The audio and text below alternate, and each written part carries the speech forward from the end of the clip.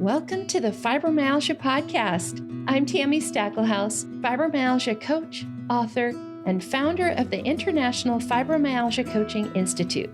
The goal of this podcast is to empower you with access to the dream team of experts and coaches I've discovered are key to living the fibro life you love. From the comfort of your own home, and maybe even your pajamas, I'll help you take back control of your life and health. To help out with fibro fog, I always include full show notes and additional resources at fibromyalgiapodcast.com. Welcome to the Fibromyalgia Podcast. I'm your coach, Tami Stackelhouse, and this is episode 141. Today, I'm sharing some inspiring excerpts from our July 2024 Fibromyalgia Stories of Hope and Healing event. This is the 9th episode that we have featured stories from these events. Now, you are going to hear today some of our most recent graduates share their personal stories, and they're going to share how they've been able to improve their fibromyalgia symptoms. On average, graduates of our Certified Fibromyalgia Advisor class improve their symptoms by about 50% during the 3-month class. And graduates of our Certified Fibromyalgia Coach class are often nearly symptom-free with an improvement, on average, of 75%. Today, you're going to hear their stories in their own words. You're going to hear Dr. Robin Pfaff share during her commencement speech about why fibromyalgia coaching is a fibromyalgia treatment option embraced by those with a growth mindset. This was actually recorded on the 5th anniversary of Robin graduating as a certified fibromyalgia coach. You'll also hear from Jeanette in Switzerland, and she will share how her undiagnosed ADHD kept her from getting her fibromyalgia diagnosis. And she's also going to share how her coach, Kim, has helped her let go of maybe some of her perfectionism. Jeanette will also share how she improved her fibromyalgia symptoms by about 50% on her own, and then another 50% during class. Margot in Canada shares how her long history of chronic pain made her really skeptical that feeling better was even possible for her. She's going to share how important it was for her to change her relationship with her body and how many of her improvements really can't be measured on the outside. She's also going to talk about how her coach, Jazelle, helped her through this process. You'll also hear from Ileana in Mexico. She's going to share how she and her coach, Brenda, focused on adding more joy into her life and how this helped her improve her fibromyalgia symptoms by 35%. In addition, Ileana is going to share how her coach helped her find a new doctor, even though she and her coach are in 2 different countries. Now, if you're looking for ways to feel better yourself, consider attending our fall virtual open house or join us for our next class, which begins in just a few weeks. You can also work one-on-one with your own coach like our graduates did. You'll find links to all the information in today's show notes at fibromyalgiapodcast.com/141. If you're interested in learning more, I will have a little bit of extra info at the end of this episode. I also want to remind you that, as always, the information that you're going to hear from our graduates is really just them sharing their personal stories. It's meant to be educational and is never meant to be medical advice. So please take whatever you hear today to your doctor, talk with them about what might be right for you to try. And if you're interested in hearing more inspirational fibromyalgia stories, go to today's show notes page. We've got a special Stories of Hope series that you can sign up for that is just one long playlist of all of our interviews with students, graduates, and coaches. So it'll fill you up for your inspiration anytime you need it. Again, today's show notes page is fibromyalgiapodcast.com/141. Now, here are the excerpts from our July Fibromyalgia Stories of Hope and Healing event.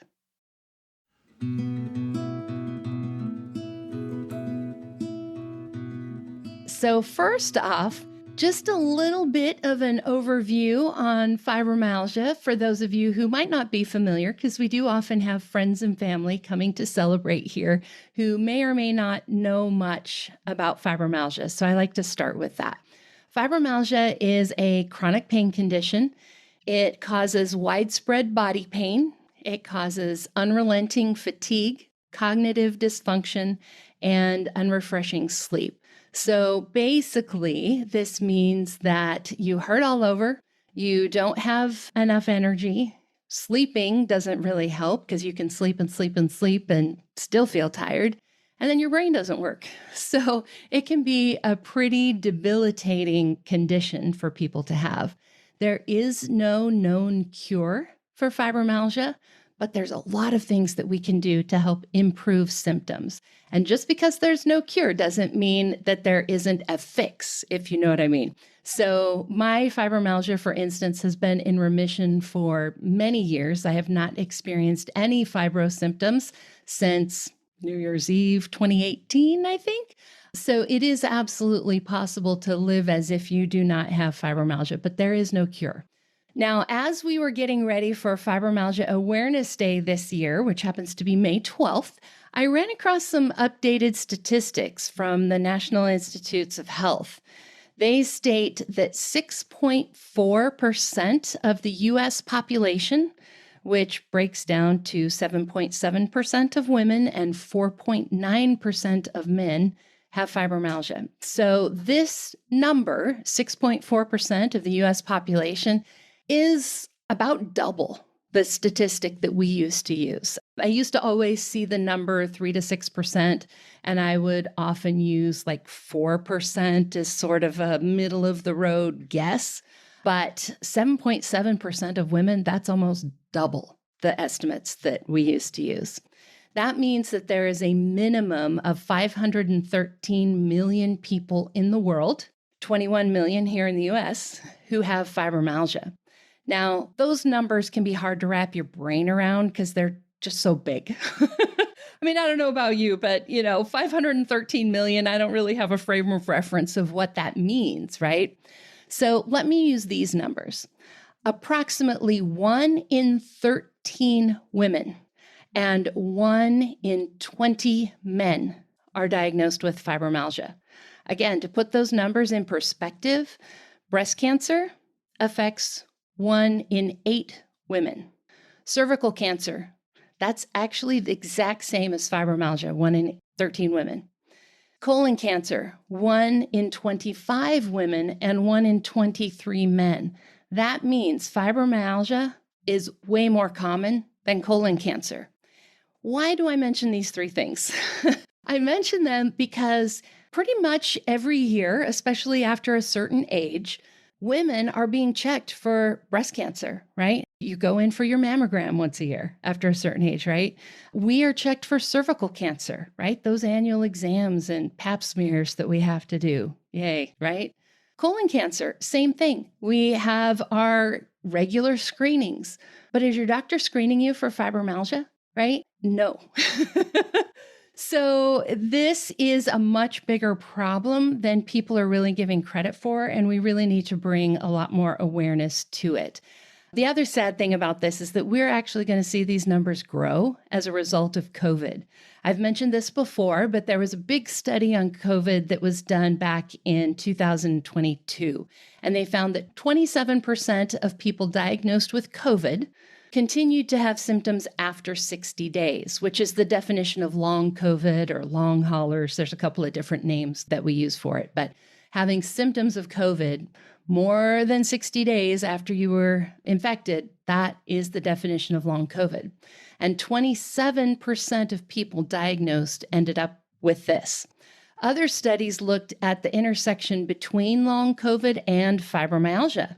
And they found that 30% of those long haulers, those people with long COVID, also met the diagnostic criteria for fibromyalgia. So we are going to see a lot more people being diagnosed with fibromyalgia. And those statistics that I gave you are definitely going to be going up.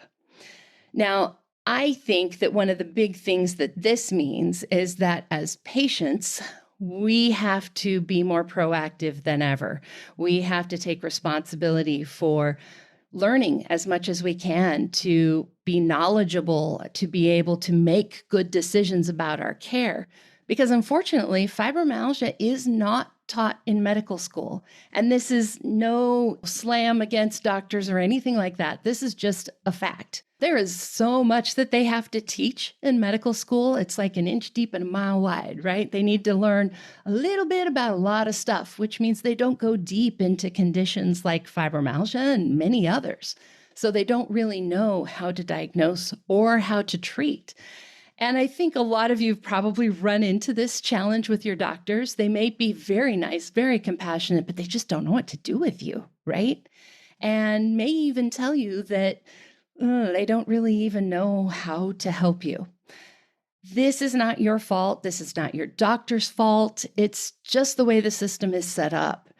And that's why I do what I do, right? I believe that somebody trained as a certified fibromyalgia coach or even our advisors can help fill that gap in medical care. To give you an idea, these students who are graduating today from our advisor class, they have had a minimum of 22 hours in class just studying fibromyalgia. They have also had a minimum of 18 hours with their mentor coach exploring fibromyalgia more deeply, particularly in the context of their own lives. Our coaching graduates have spent over 370 hours learning how to be a certified fibromyalgia coach, and a minimum of those are 100 hours working directly with fibromyalgia patients. Now compare that to a doctor who hasn't even had one class on fibromyalgia. Fibromyalgia might have just been a one-sentence mention as part of a class on chronic pain. We really need these additional fibro experts as part of our medical team. Now, having said all of that, I do want to be clear, we are not doctors. We don't treat fibromyalgia. We don't diagnose. We don't prescribe, but we can fill that gap. We can educate you. We can educate your providers. We can encourage you, hold you accountable, troubleshoot what's going on. And because all of us have fibromyalgia ourselves, we can give you real tips and tricks from our own lives for ways that have helped us with our own fibromyalgia. Now, one of the things you'll hear us talk about today is the Fibromyalgia Impact Questionnaire score. I want to tell you a little bit about what this is so that you understand when we're talking about it. This is one of the measuring sticks that doctors and researchers use to measure the impact of fibromyalgia. And you can kind of think of it as a measurement of fibromyalgia symptoms. Some doctors use this, some don't. We use this for a couple of reasons. One, it's kind of the standard in a lot of research that's done on fibromyalgia. It also tells me a whole lot as a coach and actually helps me know how to coach my clients better. So as a coach, it's a great tool. So our students here have taken the Fibromyalgia Impact Questionnaire at the beginning of class to assess their fibromyalgia. And then 3 months later, at the end of class, they've taken it again. And our coaches use this, of course, to assess their fibromyalgia and to coach them. Now, before I give you the numbers for this class, let me put these in context. Most fibromyalgia medications improve the Fibromyalgia Impact Questionnaire score by about 15 to 30% if they work for you at all, right? Most medications do not help 100% of people. There's a lot of people that they don't help. And a lot of times patients can't take medications because of the side effects. Other therapies like cognitive behavioral therapy have actually been found to not provide long-lasting relief from fibromyalgia pain, which is interesting. That's a study I ran across in the last year. But it can be really helpful in improving how people cope with their pain and cope with depression, but it doesn't necessarily improve their actual fibromyalgia symptoms. Now, let me tell you about this class. In contrast, graduates today and of this class in general improve their fibromyalgia symptoms an average of about 50% in just 3 months. Since we've been tracking this, the actual percentage for my detailed people out there, the actual percentage is 45.4% is our average. in just 3 months. And students who graduate as a certified fibromyalgia coach are often almost symptom-free, improving an average of 75% overall. So this class, you know how averages work. Some are more, some are less, right? So this class started at an average of 45 for the score. And to give you an idea, average overall using this questionnaire is 58, which is considered moderate fibromyalgia. This class ended at 33, which is considered mild. So the class started pretty much probably about how you're feeling, maybe even a little fewer symptoms, some more, some less, and they ended with an average of 33, which is mild. And of course, our commencement speaker, Dr. Robin Pfaff, she is also a graduate. She's one of our coaches, and I know she's going to share part of her story here too. So hopefully, as you hear this, this gives you some hope. There are real things that can be done to improve fibromyalgia, so much more than what your doctor may be aware of because they weren't trained, and so much more than the medications out there that you may or may not have tried or even wanted to try because of those side effects. So we'll get into the details of that as we get to our graduate interviews. But between now and then, I want to introduce you to our commencement speaker. We will then have our presentation of certificates, and then we'll get to those interviews. All right. Now, let me introduce you to our special guest commencement speaker, Dr. Robin Pfaff. Robin was diagnosed with fibromyalgia almost 30 years ago. I like to say that was back in the dark ages. After working 25 years as a licensed psychotherapist, she became a national board certified health and wellness coach and a certified fibromyalgia coach. She is the author of the Amazon best-selling book, Living Your Best Life with Fibromyalgia, a compassionate approach to reclaim your health and reimagine your purpose. Dr. Robin loves working with her fibromyalgia clients, especially professional women ages 50 and better, and seeing them blossom with a renewed purpose in their lives, and considers fibromyalgia coaching to be a highly effective and unique treatment option that provides a comprehensive, compassionate framework for women to regain their health and learn to love their lives again. Now, that's Robin's official bio, and I want to tell you just a little bit more. I met Robin back in 2018 when she was living in Colorado, and her fibromyalgia had gotten way out of control after a big move, and she was having trouble getting it back under control again. She also knew she needed a career change from working in private practice as a psychotherapist. She joined our training program and graduated as a certified fibromyalgia coach July 20th, 2019. So today is literally the 5-year anniversary. Happy anniversary, Robin. Now, over the last 5 years, it's been awesome to watch Robin learn how to manage her fibromyalgia and work with others to help them improve their fibromyalgia. She even wrote a book sharing her experiences. So thank you, Robin, so much for being here. Congratulations and welcome. Thank you. Thank you, Tami. Thank you for having me. And congratulations to all of our graduates, Margot, Eliana, and Jeanette. I was diagnosed with fibromyalgia nearly 30 years ago, but for the majority of those years, I kept my fibromyalgia diagnosis hidden away in the closet. Except for my husband, I rarely talked about having fibromyalgia. And the reason I didn't talk about it was I couldn't see any benefit in doing so. And the risk of being judged and criticized was high. I found that most of the information available to me in those pre-internet days was complicated and confusing. It was dismissive and discouraging. On more than 2 occasions, I've had a new primary care doctor roll her eyes in front of me as she looked at my medical file for the first time. These kinds of reactions do not encourage a person to talk about having fibromyalgia, that's for sure.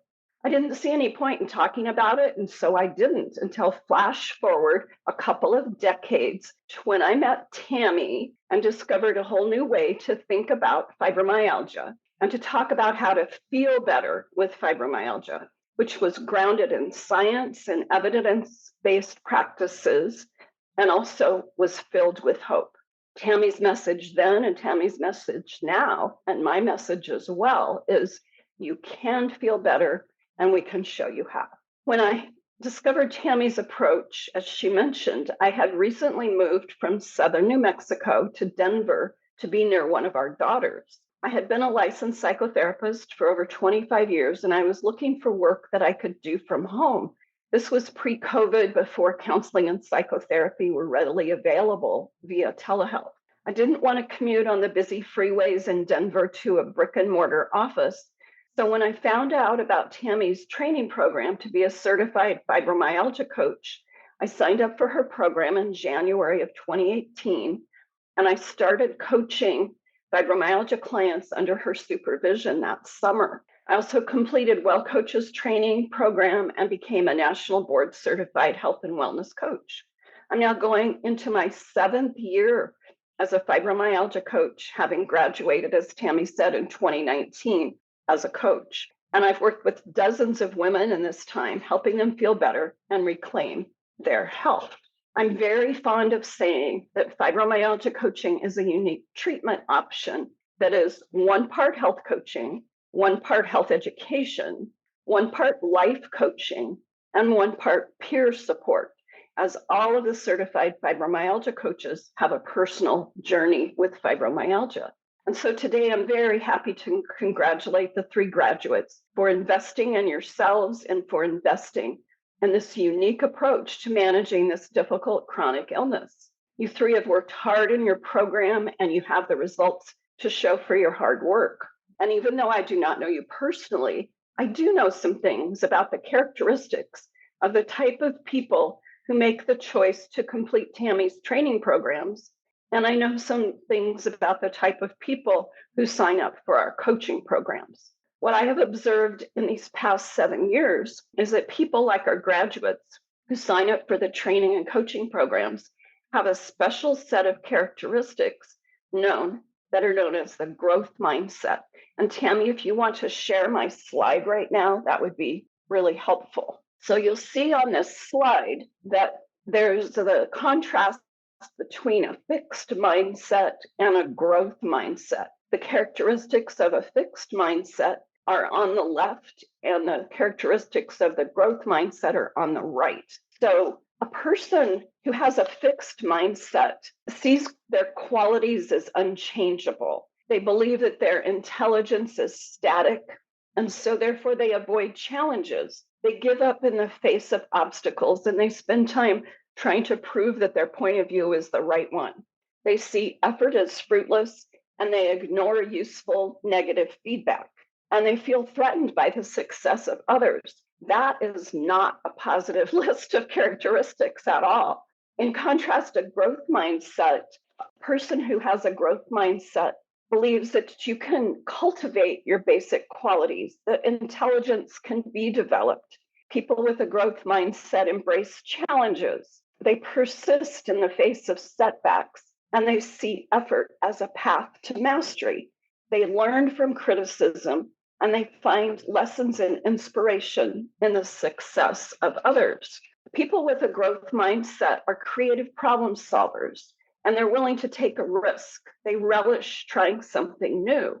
They are open to new ideas, and they're ready to experiment and to persevere as they try out new options. Then they evaluate results, adjust what they are doing until they find strategies that actually work and help them improve their health and well-being. The concept of a growth mindset came out of the work of Dr. Carol Dweck and her colleagues who were studying students' attitudes about failure. They noticed some students rebounded while others were devastated by the smallest setbacks. After studying the behavior of thousands of students, they coined these terms, the fixed mindset and growth mindset, to describe the underlying beliefs people have about learning and intelligence. Well, the reality is we're all a combination of both fixed and growth mindsets. None of us are 100% one or the other. And so the good news is that if we set our mind to it, we can learn to be more flexible in our thinking and learn how to move from rigid fixed ideas to more productive, flexible, growth-inspiring ideas about our journey with fibromyalgia. I wrote about this in chapter 3 of my book. I wrote, through her research, Dr. Dweck discovered that people with a fixed mindset believe that their basic abilities, intelligence, and talents are fixed. This means you're born with a certain amount. That's all you have, and it doesn't change. People with fixed mindsets believe that talent leads to success and effort is not required. In contrast, people with a growth mindset have an underlying belief that learning and intelligence can grow with time and experience. People with growth mindsets believes that effort affects their success, so they put in extra time and they get better results.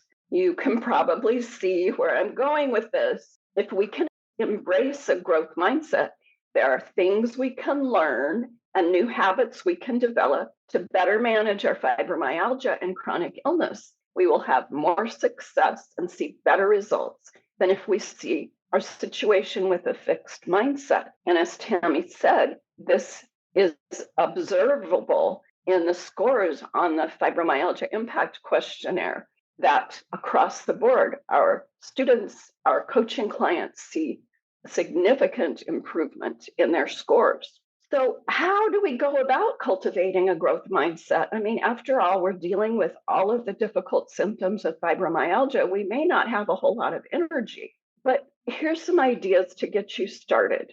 First, consider the possibility that you are able to change your beliefs and behavior to develop a healthier you.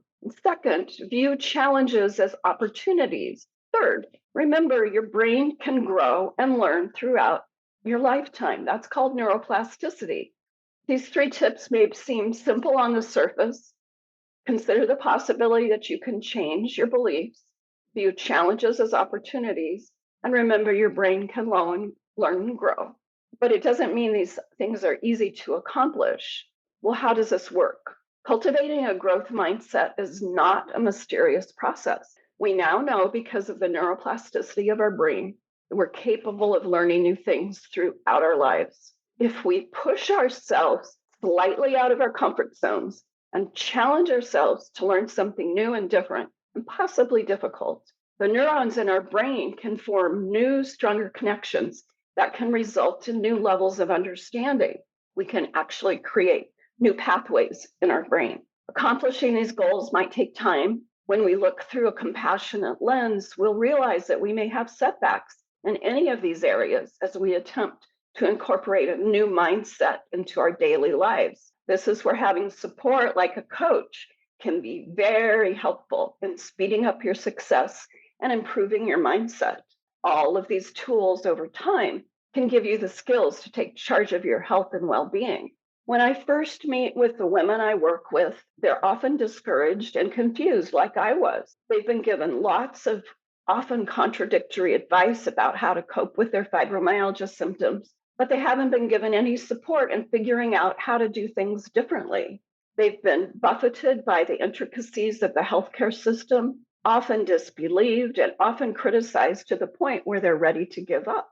But the women I work with seek out a coach because they know in the depths of their being that they can feel better if only they have the right sort of guidance to help them. The women I work with, and I'm sure our 3 graduates, as well as our other fibromyalgia advisors and coaches, demonstrate 3 important characteristics that go hand in hand with a growth mindset. And you who are listening can develop these characteristics too. And these characteristics are that they are curious, committed, and creative.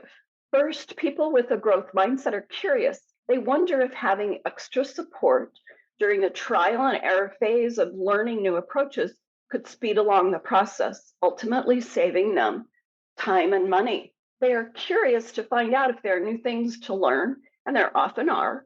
They are like people who are great at jigsaw puzzles, patiently seeking out just the right piece to complete the picture of the life that they have envisioned for themselves. Second, they're committed. They're determined to grow and learn in spite of inevitable setbacks. In my book, I quote my client Lucy, not her real name, who describes her experience of moving from a fixed mindset to embracing a growth mindset regarding managing her fibromyalgia and other health issues. She wrote this to me. I'm seeing this latest health challenge with new eyes. I'm learning to listen to my body, and I'm trying to give it what it needs to heal. I've been evaluating other stressors in my life, such as self sabotage and limiting beliefs. I feel heard and validated and encouraged and not alone in this journey working with you as my coach. So they're curious, they're committed, and thirdly, they are creative, lifelong learners. The people I work with, the people in our programs, they say to themselves things like, I can learn new things. With practice, things do get better. I can learn from others. They learn how to deeply listen to their body and to ask and answer this profound 6-word question: what do I need right now? The women I work with, our 3 graduates, our other certified fibromyalgia advisors and coaches share these 3 characteristics in common. They're curious, committed, and creative. These women have a passion for stretching themselves, and they are tenacious in implementing their treatment programs. Maybe you can relate. Maybe you too are curious and committed and creative. I want to give you just a deeper look in these last few minutes that I'm speaking to you to one of my clients, whom I'm going to call Tina. She gave me permission to share part of her story. When you have a growth mindset, it opens up a new world of possibilities for managing your fibromyalgia. I often wish that people could be a fly on the wall to listen in to the coaching sessions I do with my wonderful, curious, committed, and creative clients that I work with. I'd like to give you a deeper look into the experience that Tina had. Tina came to me with a serious history of trauma in her first marriage. We used the BEST approach described in my book, which means we took a holistic approach to managing her fibromyalgia. BEST is an acronym which stands for B for your body, your physical health, E for emotional and mental health, S for social support, and T for transcendent spirituality.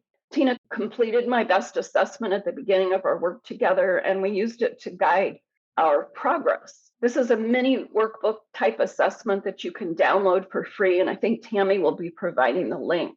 Although Tina was now in a loving second marriage, the trauma she experienced in her previous marriage left deep scars on herself and on her son. Acknowledging that because of her trauma history, additional stressors easily became triggers for a flare up of fibromyalgia symptoms was a game changer. And many, if not 100%, of people who develop fibromyalgia can identify some sort of trauma as a trigger to the development of their illness, whether it be childhood illness, accidents, bicycle and car accidents, whether it be a traumatic giving birth experience or a difficult surgery, working in a hostile work environment, being a victim of domestic violence or sexual assault. There are many types of triggers that can cause the development of fibromyalgia. So Tina spent a lot of time experimenting with ways to reduce and manage the stressors in her life, which included setting boundaries with her teenage son and soliciting the help of the whole family for meal planning and preparation. Tina loves her job teaching AP classes in a high school, but the demands of teaching full time were taking a toll on her sensitive fibro body, and she came to me ready and willing to make changes. She did this by identifying her overall goal, her big why, what she wanted to aim for, which was continuing to work full time. And then we broke her goal into what I like to call micro goals or micro steps, which are smaller parts of the goal that are more easily achievable. Step by step, she redesigned her classroom to be more fibro friendly. She stored healthy snacks in her desk. She used a microwavable heating pad for her neck that fits under a lovely scarf. She purchased a supportive desk chair with wheels. She reconfigured the seating in her classroom. She assigned classroom management tasks to her students so she didn't have to do everything herself. She even assigns a student to be her memory and to remind her if she forgets anything. That's what I call being creative, committed, and her students love her. In fact, she's one of the most beloved teachers in her school. Tina also supports her emotional and social well-being by fostering supportive relationships at work and in her personal life. by setting appropriate boundaries with others when necessary, like when colleagues interrupt her sacred planning time to go on and on about low priority issues. She is committed to letting go of perfectionism, and through perseverance and practicing assertiveness, she was able to negotiate a more favorable teaching schedule. Now, all of these changes were not easy, and they didn't happen all at once.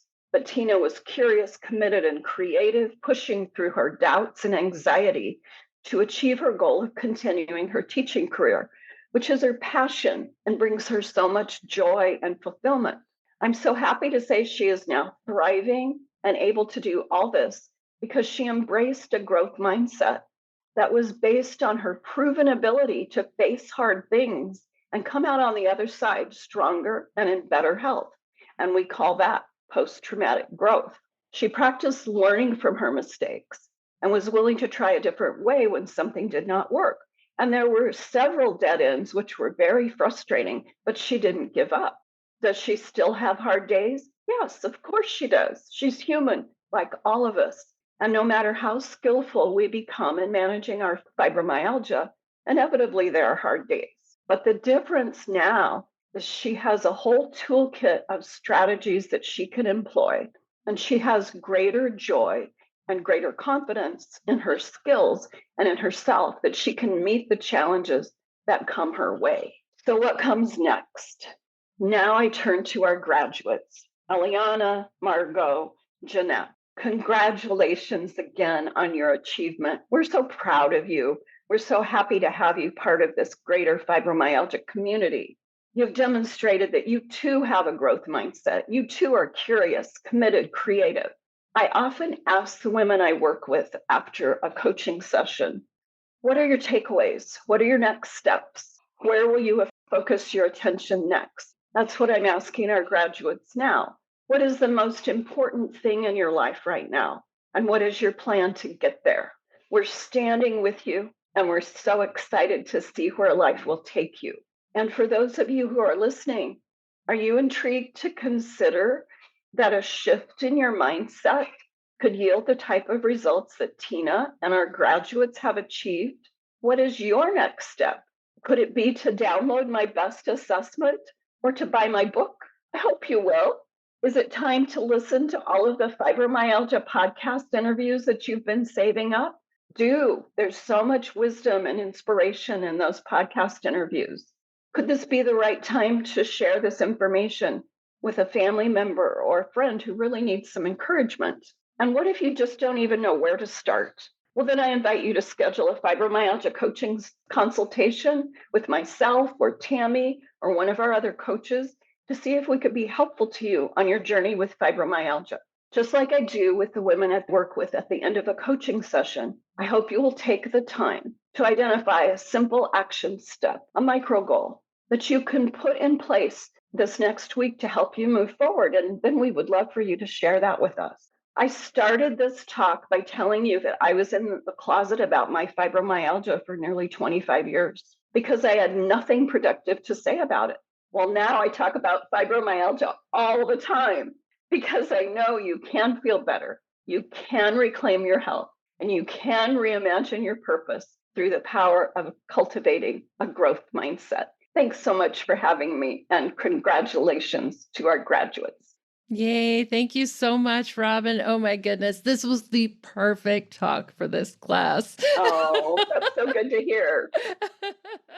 Now for the part that you're actually really here for. You want to get the interviews with our graduates. That is what we're here for. So let's go ahead and dive into that. Now, before we start our interviews, there's two things I need to remind you of. First and foremost, I want to remind you that the information you're about to hear is meant to be educational. You heard me say this at the beginning. It is not meant to be medical advice, but we do hope that you get some new ideas, that you take this information and you consult with your doctor about what might be right for you to try. I also want to remind you that these graduates, they are going to be sharing some of their personal medical history.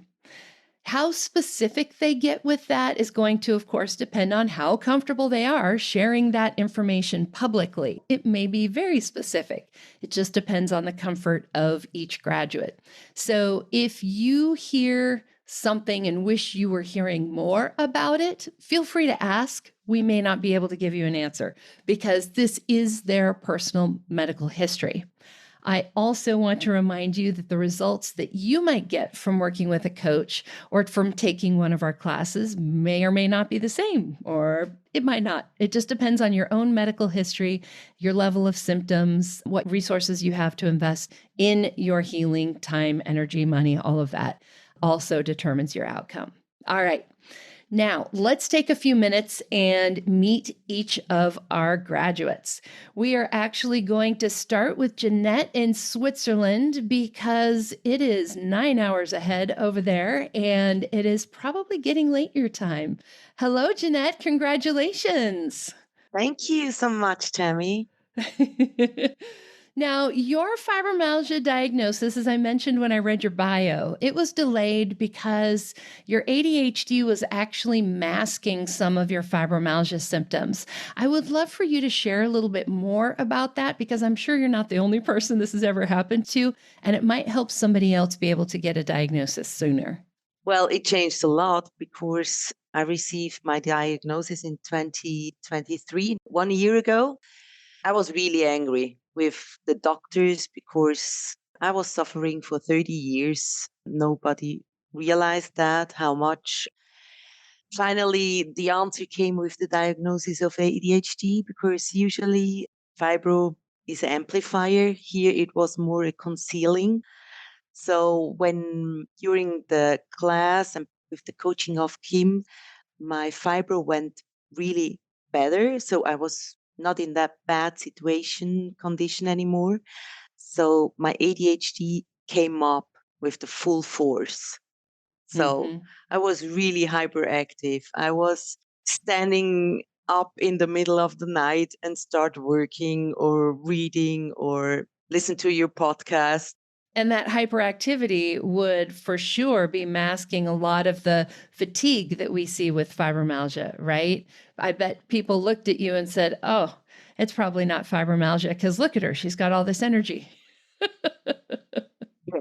Not even myself. For me, it was, I'm like that bunny that always is working. And yeah, I was pushing myself through my life all the time. And actually, I didn't realize how exhausted I was.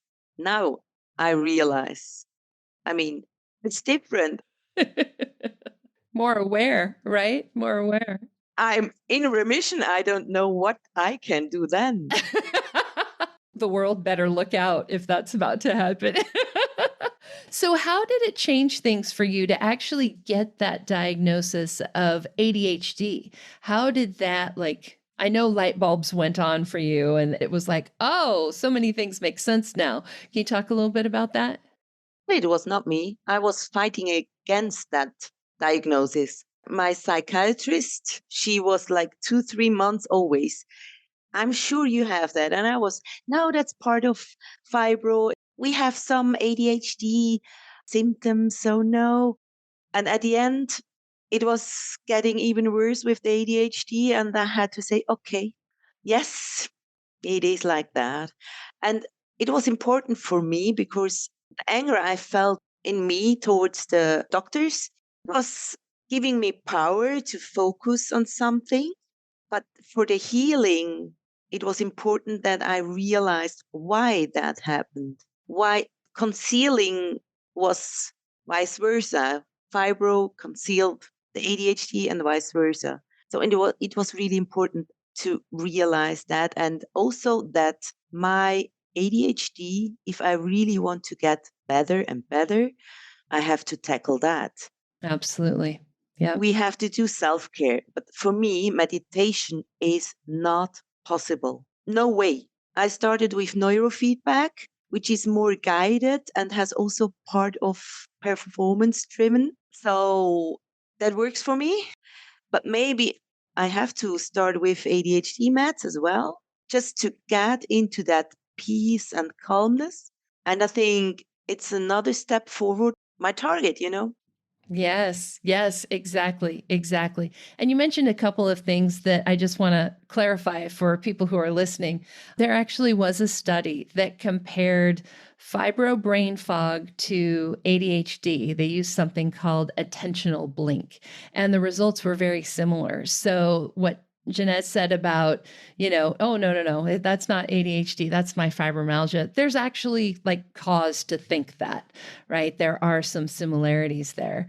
But at the end of the day, because fibromyalgia is an amplifier and also ADHD kind of keeps that little energizer bunny going when maybe you need to rest, calming down your nervous system, right? ADHD is not about calming down your nervous system. So we kind of do need to look at all of the things. So I just wanted to share that for people who might not have been familiar with that particular information. Now, you started working with your coach, Kim, several months before our class started. And you've also said that reading the books and listening to the podcast isn't the same as working with a coach. Let's talk about that a little bit. Well, that was your idea, and thank you for that because it was really helpful. First, I had to wait 3 months until I could start the class, which I'm not the patient person. I mean, I could also start with some pre-works, like it's everywhere the same. If you need lab works or consultation with new practitioners, it takes time. And I was really prepared. I had also some labs done already, and then she suggested that I should start with a functional medicine practitioner, which was not that easy to find in Switzerland because we are a bit behind in that area. Also in fibro, I think, but that's another topic. And then I worked before 10 months alone, reading books. I was overwhelmed. I didn't realize how much brain fog I had actually. The first book I read was the one from Dr. Ginevra. The Fibro Manual. Yeah. Yeah, the Fibro Manual. That was last summer. I didn't realize, and I bought another version in January this year. The first one was in German, and the second was in English. So, well, that was brain fog. Yeah. Also, I started the low hanging fruits. So, like the fibromeds, Cymbalta and Lyrica. That was a huge change, of course. But with Kim, I could go a bit deeper to the real problem I have, which is like the stress, not be able to calm down, always want to be everything together. I mean, the shotgun approach I learned from you. I mean, that's me. I took everything, I tried everything, maybe too much. Maybe I was overwhelmed sometimes. And she was more like, Janet, please, one step after the other. And yeah, I could really work on the, what was it? The tough nuts and bolts. Yes. Yes. Some of the stuff like Robin was just talking about, right? The mindset and changing how you approach living. So, what do you think the number one thing was that Kim helped you with? Self care and self compassion. I think maybe in the numbers, maybe it's not a huge part. I mean, it's easier with the meds, yes, of course, but self care and self compassion is more sustainable. I mean, you have to change the mindset.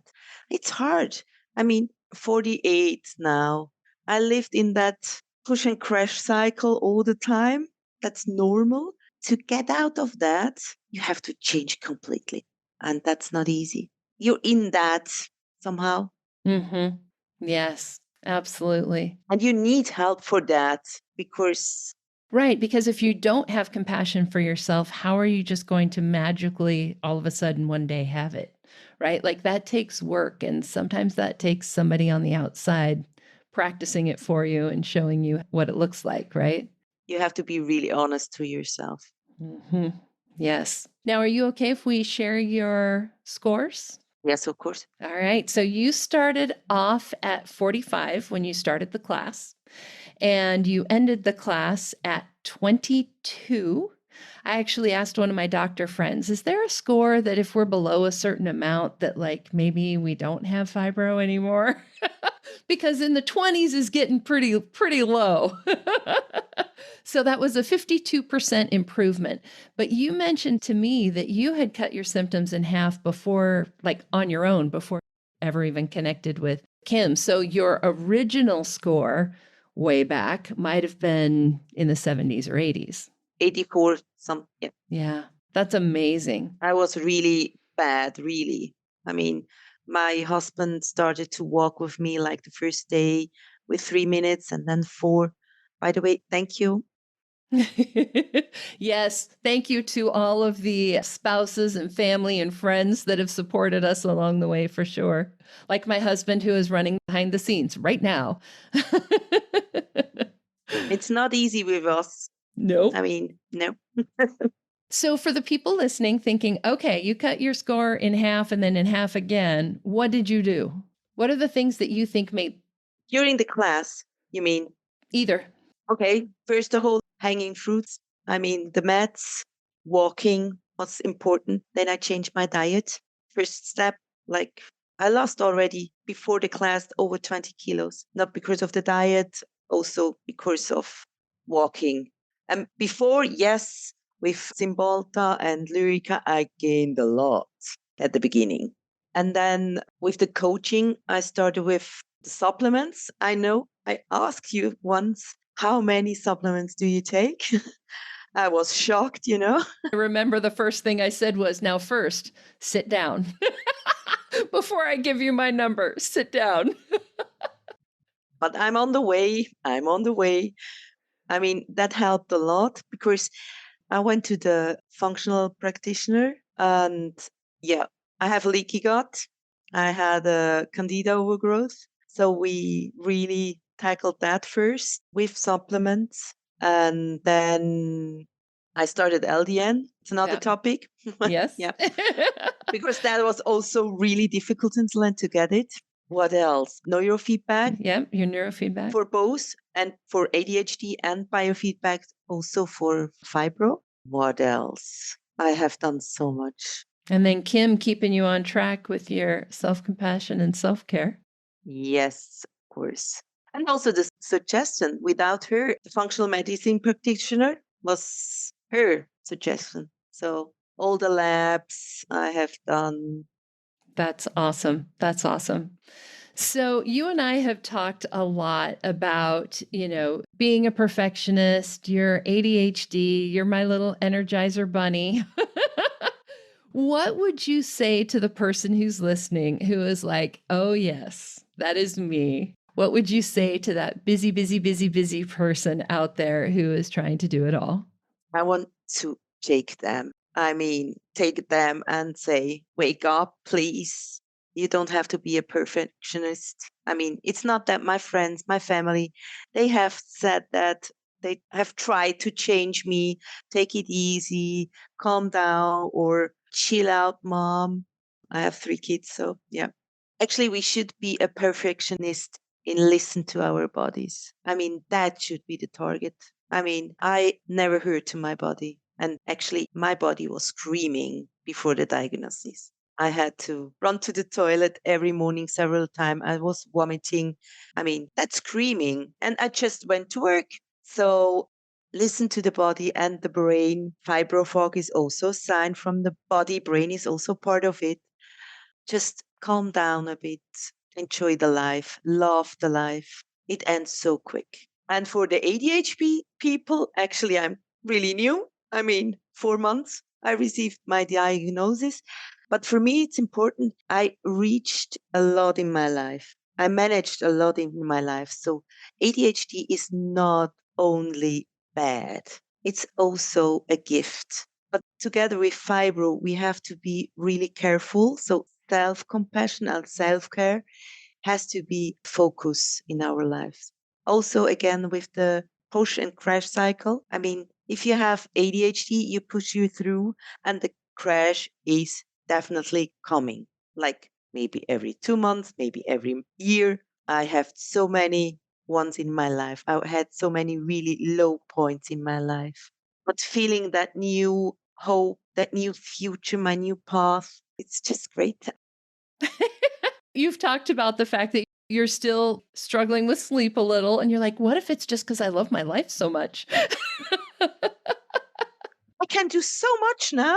I don't want to sleep in all the time. I love that. I love that so much. It's like every day is like the night before Christmas, right? Where you can't sleep because you're so excited about the next day. That's amazing. Wait, 4 o'clock is maybe a bit too early. So 6 o'clock would be fine. I love it. I love it. Well, thank you so much for sharing your story and congratulations again. Do you have any last thoughts to share with the people who are here? Just listen to your body. Just listen to your body and listen to the podcast. It started to change my life. So if you're not heard all of the podcast of Tami, start. Thank you so, so much. Thanks for that. And congratulations. All right. Now we are going from Switzerland over to Canada. And welcome, Margot, and congratulations on graduation. Thanks, Tami. Now, I have been so excited to interview you because one of the things you and I have talked about is that you were very skeptical coming into this. In fact, I don't know if I ever mentioned this to you, but that part of you reminds me so much of my husband. So I can actually, even though I'm not like that, I can relate to you a whole lot because of that. But you said that sometimes my message was a little bit hard to hear, right? And I know that there are other people listening who probably feel that way too. So I would love for you to share a little bit about that. Yeah, well, my chronic pain started in my 20s. I just finished university and I moved all the way across the country to start my first real job. And I also found out that I had a cyst on my ovary. So that ended up being borderline ovarian cancer. Over the next 5 years, I ended up having 4 surgeries. Each surgery produced adhesions, and the last surgery was a hysterectomy. And I had an internal infection that produced a ton of scar tissue. And so that's where my acute chronic pain started. And so really the resulting that is that I really thought my body was attacking me. It was producing scar tissue that were causing havoc on my digestive system and the pain. So I really held on to those beliefs for 25 years. And when I eventually did develop fibromyalgia and got diagnosed, it was 2018. I was also around the chronic pain community a lot. So I saw how bad fibro could get. And I found your podcast in about 2019, shortly after you started it, I think. But I did not understand how you could say that you loved your life and your body with fibromyalgia. That just didn't compute to me. I was too raw with my diagnosis, and I had not processed any emotions from the trauma of my 20 years of pain. So I wasn't ready to hear that message yet. But I kept listening and it soaked in. Like your positivity wasn't toxic, I don't think. It was gentle, it was hopeful. It wasn't offering like a magic pill or solution. So I think that that was helpful. Like you approached it in a very gentle, approachable way. And you also had the data to back you up. So as you say, I'm an engineer. Data speaks to me. So I actually did implement some of the things I learned and improved some. And my wellness style is the prevailer. So I do all the things and I keep going and pushing forward. So, you know what? I actually always kind of thought deep down that I'd end up in this class because I knew that it would be the ultimate solution. But you were just going to try a bunch of other stuff first. Well, I thought I could do it myself. That's also very engineerish, I have to say.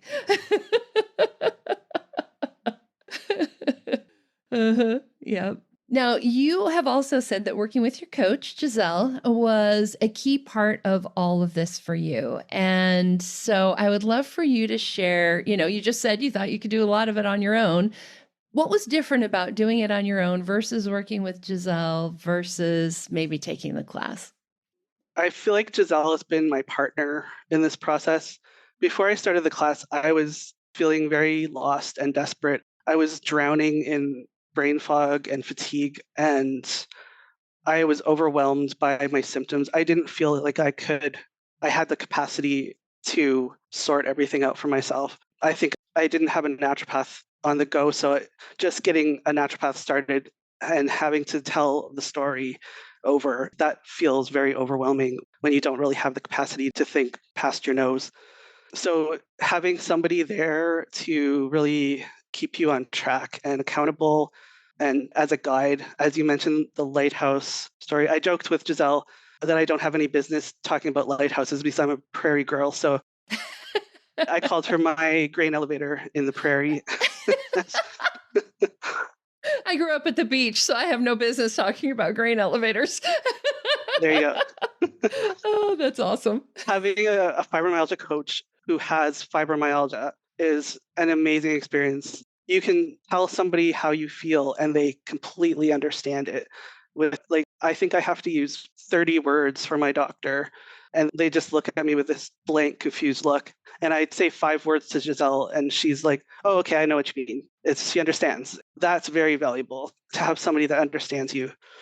And with Jazelle, I got a bonus because she's a nurse. So she understands a lot of the medical details. So she's done a lot of teaching for me. And as an engineer, I like to be able to understand why I'm doing something. So I think I better adherence to my treatment plan when I know why I'm doing it. So that's been very helpful. And she's been able to teach me a lot about like the body cycles, neuroplasticity, which we mentioned. So that's been really valuable for me that she has that extra knowledge. And she was also able to see a lot of things that I didn't see. So she knew that she couldn't be super direct in some aspects when I was diving into feelings and things. So she would design homework assignments for me to figure out things on my own. So she was really good at that, at making me think about like what I want for my future. And she made me list all the things I'd done since the beginning so I could see, yeah, like I've done 30 things to help myself. Yeah, I'm doing okay. So she's been a super cheerleader and a support system for me, and it's been very invaluable. That's amazing. That's amazing.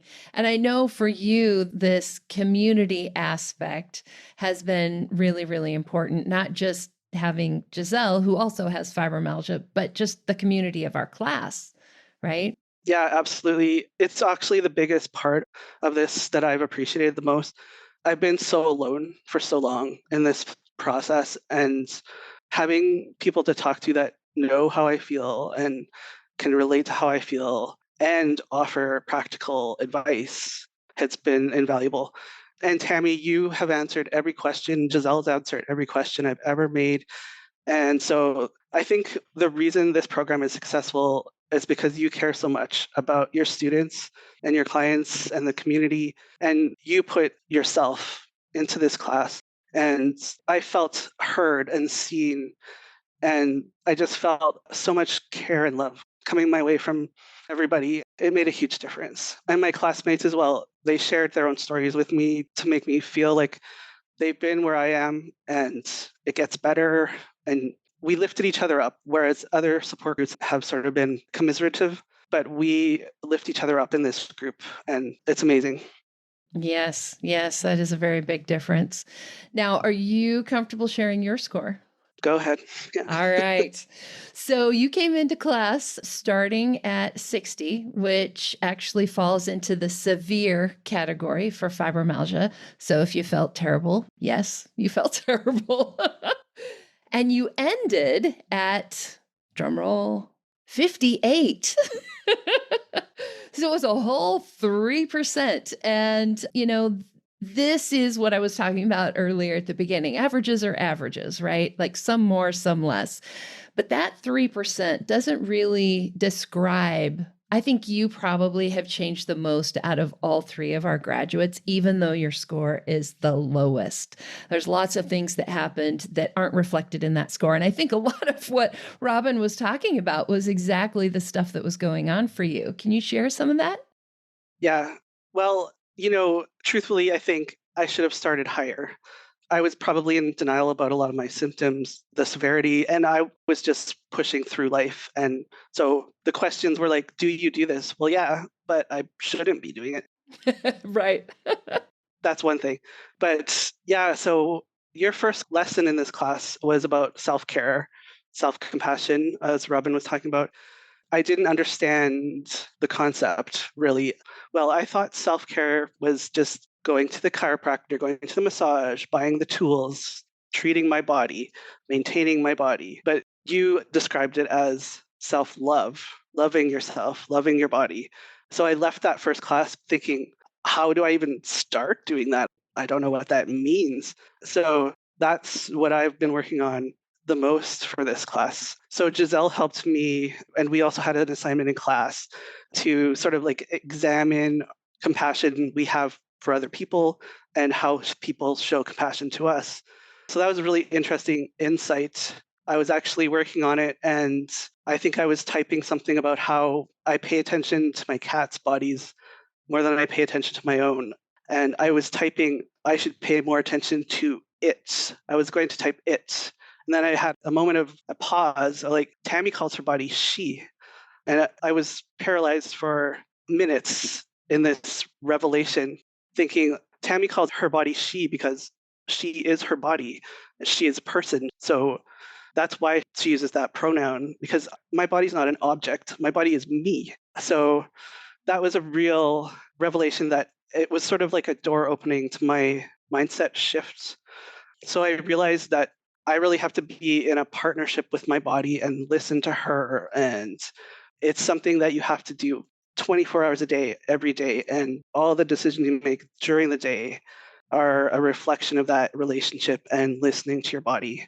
That was a really big thing that I worked on. So as I was going through this process, I realized that some of the pain in my body was related to stored emotions because I had not really dealt with 25 years of grief and sadness and trauma just from all the chronic pain and illness issues. So I've spent a lot of time just listening to meditations and letting feelings come up as they do and trying to just feel them and release them. And I keep feeling this weight on my chest getting lighter and lighter, and it's not really there anymore. So I've definitely worked through a lot of that past negative emotions, and I now have space to let love come in and light and positive emotions. So it feels good to be like healing from the inside, I think. Mm-hmm. And everything that you've been working on, like to me, that's like the foundation for everything else that's going to come. Jeanette kind of mentioned that, right? That all those other things that we do is really because of the compassion that we have for ourselves and the care that we have for ourselves. So you've already done the hardest part first. So, like, from here forward, you're going to fly. Yeah, I'm still working on a lot. I started a bit late in the testing, so that's why my numbers aren't as good. But now I feel really empowered. I have a plan for eradicating a couple of things, and I feel like I have all the information I need to go forward. Mm-hmm. And along those same lines, I remember too, in one of our last classes, you started to ask me a question about how to share your needs with the other people in your lives, right? In your relationships. And you kind of stopped yourself halfway through and you're like, oh, well, I already know the answer. The better I know myself, the better I can communicate my needs, right? Yeah, it was really interesting. Like right near the end of the class, everything sort of clicked, and I realized that's what you were getting us to learn. As long as we understand ourselves, then we have the words to communicate better with other people and describe like why we have to say no to something or why we can't eat something or whatever it is. Yeah, definitely the emotional stuff was the foundation of that relationship building things too. That's awesome. That's awesome. So, what would you say to our other skeptics out there?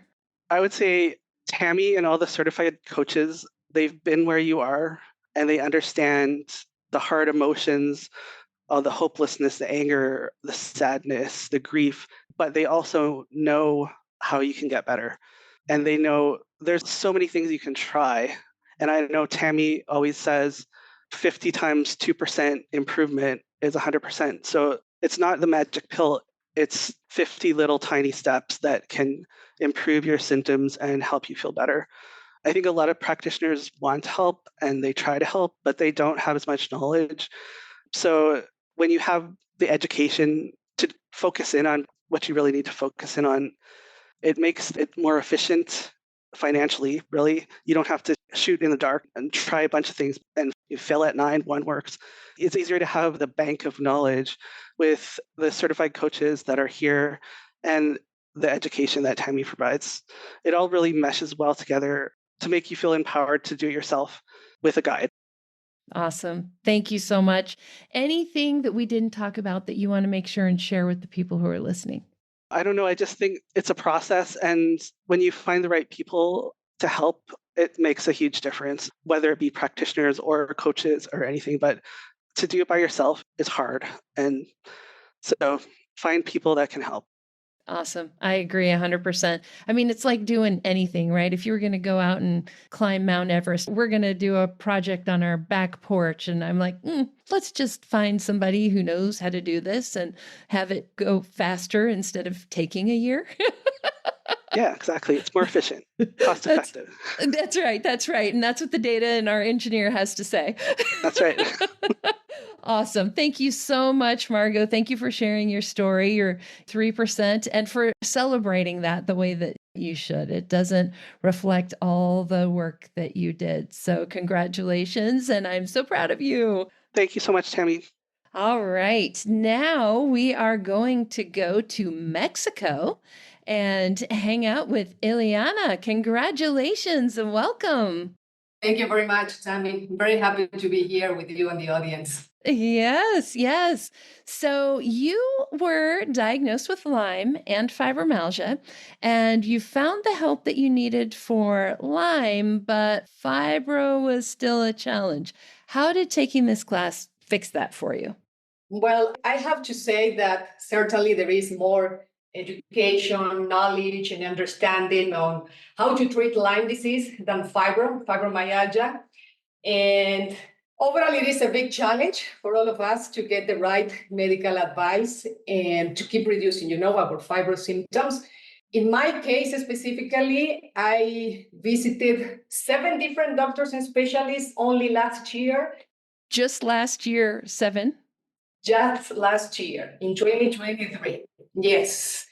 And I didn't get any clear answer, as you can imagine. So, how high can be the level of frustration, uncertainty, and the emotional struggle, right? Where I think at the end of the day, all of these translate into several things, and just to mention a few ones: isolation, frustration, sadness, that feeling of getting stuck and that we will never improve. I think that relates to many people in the audience. And I also would like to share that I always personally believed in the power of universe, and everything is connected, people, challenges, life circumstances. And I discovered this also applies to fibromyalgia because as human beings, we are a system. And as a system, our mind, body, spirit are very well interconnected. So it has been a powerful experience to join this great program to mainly develop, that systemic and holistic understanding of fibromyalgia and stop treating every symptom separately. It is really powerful when you understand the connection, and the connection between pain, fatigue, brain fog, inflammation, hormone imbalances, and the stress response of the body.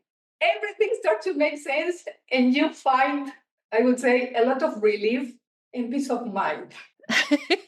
Right, right. It helps with that. Here's another thing. Am I crazy or what here? Yeah, for sure. I love that. I love that. Now, you're also a coach, right? So how is it to work with a coach specifically on your fibromyalgia versus maybe some other kinds of coaching that you've done? Well, certainly, I think it makes a huge difference to talk, connect, and work with a coach that also has fibromyalgia and who is an expert, in this specific chronic illness. I have to say, Tami, that I experienced a real and authentic connection with Brenda. It was a connection from the heart. I also experienced high levels of empathy. And of course, as you can imagine, a clear understanding of challenges and symptoms triggers. So if possible, I would like to take 1 minute to take advantage of this opportunity and call out the great work of Brenda. She's definitely well-informed, trained, prepared, and she was able to provide me, at the end of the day with that level of encouragement, guidance, and advisory to keep exploring new ideas for improvement. So, Brenda, thank you very much. I know you are there in the call. So what I loved the most about you was your coaching style, putting that strong vote of confidence and always cheering on me. I definitely need someone like you on my side to keep improving and reaching new heights of health and well-being. That's awesome. That's awesome. And I know you and Brenda also worked on adding more joy to your life. Yes. You want to talk about that? Sure, of course. And, many fibro people, including me, are, I would say, so focused on improving and reducing symptoms that sometimes we forget we have a life and that basically life was made to be enjoyed. So in my case, I've always been a high achiever and always very focused on work, okay? Professional responsibilities, and also feeling better, mainly in terms of fatigue and energy that were my main struggles. And Brenda was definitely a key player.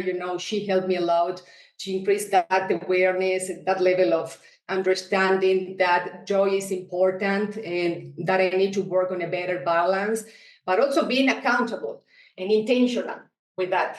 That's the main difference. So with the help of her, and also this beautiful program, I think I started to change my mindset a little bit, and I started to develop a new perspective, understanding that at the end of the day, I am not a superhero. This is something that we discussed with Brenda several times, and something has to go. So, what you always preach, Tami, that saying no to say yes, in my case, to say yes to more joy is a conscious decision. And it is something that I am trying to practice every single day. Yes. I love that. So often as fibro patients, our whole life becomes dealing with fibromyalgia, right? But that's not the reason we were born. Now, one more thing that Brenda helped you with that I wanted to mention, because this is a big question we get a lot, is Brenda actually helped you find a good doctor, even though she's in New York and you're in Mexico. So how did that change things for you? I mean, you saw 7 doctors, right? So what's one more? That's number 8. Yes, that was so wonderful and unexpected, to be honest with you. I learned during the program how helpful are functional medicine doctors for fibromyalgia, but the reality, and Brenda can be honest, I felt a lot of disappointment, with my previous experience with many of them. And I was skeptical, and I thought I was never going to find the right medical advice. Brenda was very smart and savvy, sharing with me the link to the Institute for Functional Medicine, which is a global network of functional medicine providers. And first of all, I was surprised finding a couple of functional medicine doctors in Mexico. And second, I was impressed. The level of experience and the quality of attention of one of the doctors I chose to visit, it was amazing. So actually, he was the best doctor I have seen in the last 4 or 5 years. And that he mainly looked for imbalances and things that needed to be fixed in terms of, for example, adrenal fatigue or chronic inflammation or the support of the nervous system. So even though we are still running tests and we are checking some things, as I mentioned before, that sense of relief, that sense of clarity and confidence that I feel now is helping me a lot, with positive thinking, with joy and hope as well. That's amazing. A lot of people don't realize that it doesn't really matter where our coaches are. We can still help you find good providers because we've got some really great networks that we can tap into. Of course, if you're local, I can introduce you to the people I go to, but that doesn't mean that our hands are tied if you live elsewhere. So I love that part of your story. Now, are you okay if we share your numbers? Yeah, go ahead. Awesome. Awesome. Okay. So you came into the class with a fibromyalgia impact questionnaire score of 30, which was mild. And I do want to say that mild doesn't mean it didn't bug you, right? Just because the number says mild doesn't mean that it wasn't impacting your life, right? You were able to reduce that by 35% to just 20. So, what do you think the things were over the last few months that really helped you improve your symptoms the most from 30 down to 20? Okay, so, I think there is always room for improvement in everything we do in life. Fibro is not the exception. So, in my case, beyond connecting with a doctor, and adding a bit of more joy and taking supplements to support good sleep and energy production, Brenda and I work a lot on stress management, pacing, and goal setting. I am totally convinced, Tami, that stress is a key contributor to trigger fibromyalgia symptoms. So, being honest, I learned a lot, but I have to say that I keep mastering, the skill of pacing differently. For example, scheduling breaks or using a timer or practicing Pomodoro technique. Also regulating exercise differently and scheduling pauses. Pauses are very important to relax, to stretch, to breathe, to refresh our minds as well. So I think it's been a journey. A process, as Jeanette and Margot mentioned before. It is a journey of self-reflection, a lot of body awareness, and I would also say the development of a new mindset, I love the words that Robin used to describe, that huge focus that many of us have, right, on commitment, on creativity, and also I forget the another skill she mentioned. This is my brain fog. That's okay. Making some fun of myself. Curiosity, that one. Yes. I remember that. So, it's very important because you learn a lot about yourself. What are your stressors or what are your individual warning signs, your flares, how you can respond differently to them. For example, Brenda and I worked on reprioritizing, switching tasks, rescheduling things, setting up boundaries, saying no. So it is incredible, how these small changes have been contributing to the stress response and to calm down my nervous system. Yes, that is such a key piece. With fibromyalgia, our nervous system sort of gets stuck in overdrive. So bringing that down, calming that down, it seems like it shouldn't be that big of an answer, but it really can make the space then sometimes for other things then to work, right? If we're so stressed out, then some of the other things that we try can't work as well. So yeah, that's such a key important piece, which is a great transition to my last question for you. You and Jeanette are both going into the certified fibromyalgia coach class. And we talked about Robin too, needing to make a career change at the beginning. Sometimes our fibro bodies can't, to really feel our best, we can't be in these high pressure, high demand jobs and stay feeling our best. So what would you say to someone who's listening, who's in that place and who is maybe starting to think about needing to make a change? That it's definitely a powerful and reflective question. I really love it. And I think, a high pressure career can be a real distractor of your life purpose. Okay. And sometimes we go through life automatically, doing things by default. And this is my personal perception. Okay. We do not pause enough to reflect on our individual whys. Something that I learned in the past, in the hard way, actually. It was that identification of principles and the connection with values is very important in everything we do. So my message today to everyone here who is listening and looking to make a change is to connect with your intuition. Intuition is very, very savvy. And I think we all have an opportunity to listen more to our heart and follow, that strong call that comes from our souls. And to me, this is a form of spirituality, Tami. And I think it's not separate from fibromyalgia. So I would also recommend that everyone goes and try to create a list of things that come from the heart, and try to connect with a higher purpose and give yourself the opportunity to explore something different, something that might be transformational for your body, for your mind, for your spirit. At the end of the day, the beauty of all of this is to have the courage, to reinvent our lives. And as you said many times, to have lives that we really love. Love is everything. Yes, exactly. When I'm working with clients who are kind of struggling at work, we kind of come from two directions. One is, of course, we want to get you feeling better because the better you feel, the easier work is.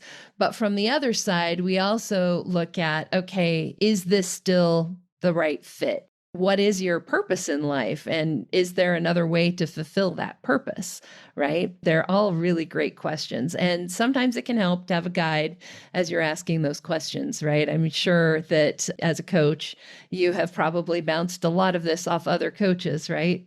Talking to them about what direction to go in life and how to implement, even find your why, right? Yes, it's a long process, a long journey. It requires a lot of time, effort, energy, and dedication. But this is only for people with a growth mindset, as Robin mentioned before. Yes, absolutely. Absolutely. Any last words you would like to say to the folks who are listening? Anything we didn't cover that you'd like to make sure you share? I think we all have, as human beings, an opportunity to practice more love, more acceptance, and compassion, compassion with ourselves. And for those fibro people who are there listening, be confident. There is hope, and there is always a way to improve and feel better. Yes, awesome. I could not agree more. Thank you so much for that. And congratulations, Ileana. Now, for all of you who are listening, Jeanette and Ileana, as I said, are both going into our certified fibromyalgia coach class, which means in a couple of months, they will be ready to start taking on clients to practice with as part of their internship.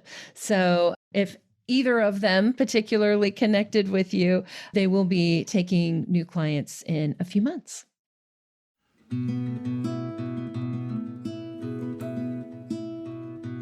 And that wraps up our July 2024 Stories of Hope special event.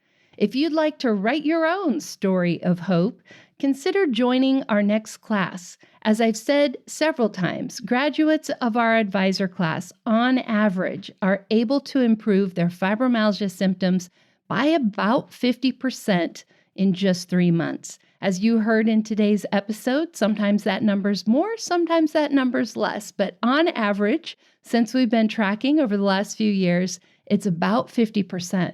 Now, if you have questions, and I'm sure you do, the best way to get them answered is to come to our virtual open house. I'm hosting our fall open house on Thursday, September 5th, and I'll be answering the 6 questions everybody wants to know about our training programs. Which path is best for me, advisor or coach? What's taught in the advisor class versus what's taught in the coach class? Are the classes fibro-friendly, including how much time it's going to take on your schedule if you decide to take a class? We'll also talk about how much money you can make as a coach, the tuition and payment plans, and number 6, that everybody thinks, even if they don't say it out loud, couldn't I just do this on my own? Now, this is a free virtual open house, which means you can attend from anywhere in the world using your phone or computer. We'll be doing this live over Zoom. Just visit today's show notes and we'll have a link where you can register. Go to fibromyalgiapodcast.com/141. And as I mentioned at the very beginning, we also have a free Stories of Hope special series, which is full of inspiration. It has all of our other interviews with graduates and coaches, as well as all of our Stories of Hope episodes. There is a link where you can sign up for free in today's show notes, fibromyalgiapodcast.com/141. And in our next episode, certified fibromyalgia coach Deb Thompson from New Zealand will be joining me to share some insights on what to do when you're facing major surgery with fibromyalgia. This is something I've gotten lots of questions on. Deb's going to be joining me because she just went through this herself. We're going to have some tips for you on what to do with your medications and your supplements, how to be prepared as possible ahead of time, and even how to recover more gracefully. See you next time.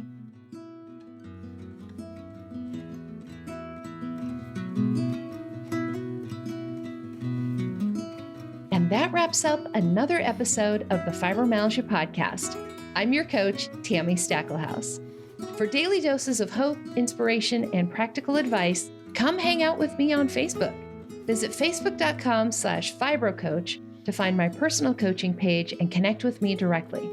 To find the show notes, additional resources, or to schedule a consultation with me or one of my coaches, visit fibromyalgiapodcast.com.